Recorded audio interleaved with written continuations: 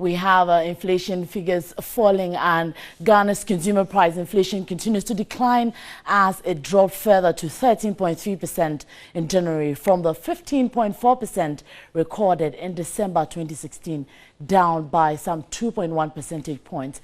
The monthly change rate for January stood at 2.8% compared with the 0.9% recorded for the month of December 2016, and this is the lowest inflation rate since December 2013.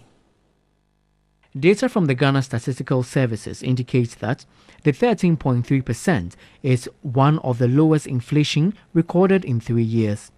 The Consumer Price Index measures the change over time in the general price levels of goods and services that households require for consumption.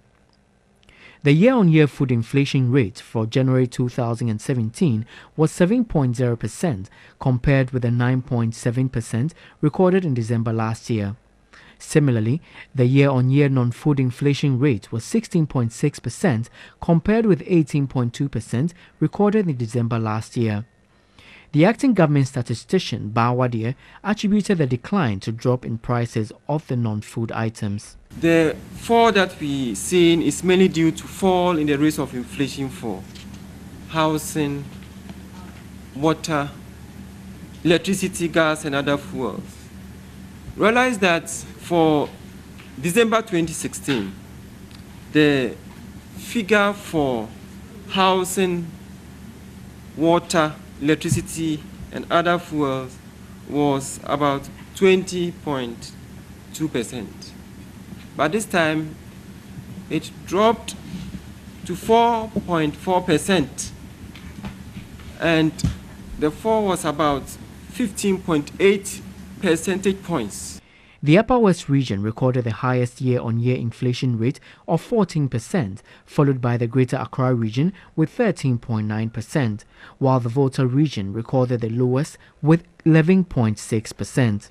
The last time inflation went that low was in December 2013, when the Consumer Price Index stood at 13.5%.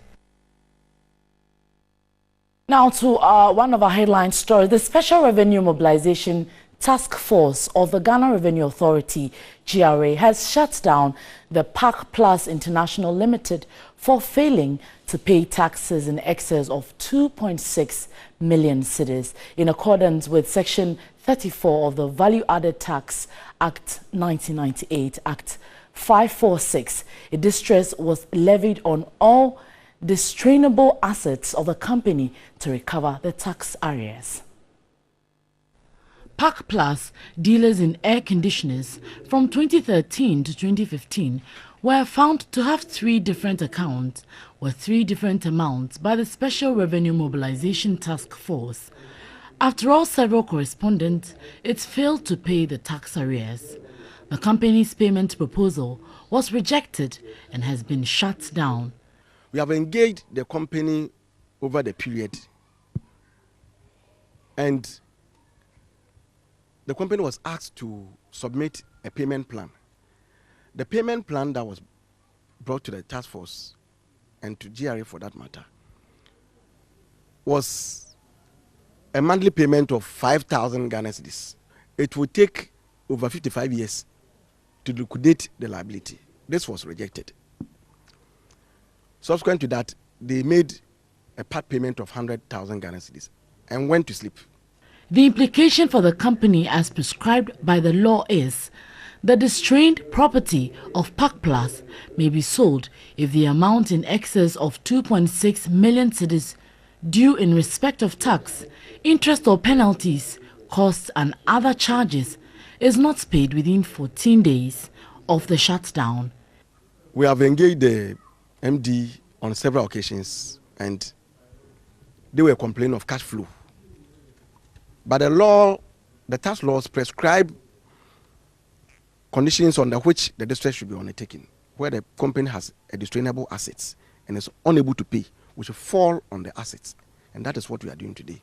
In an earlier briefing, the coordinator of the Special Revenue Mobilization Task Force served notice of a rigorous campaign to ensure tax compliance. The task force with the help of the various revenue offices nationwide, raked in 183,595,831 cedis 70 pesos from January last year.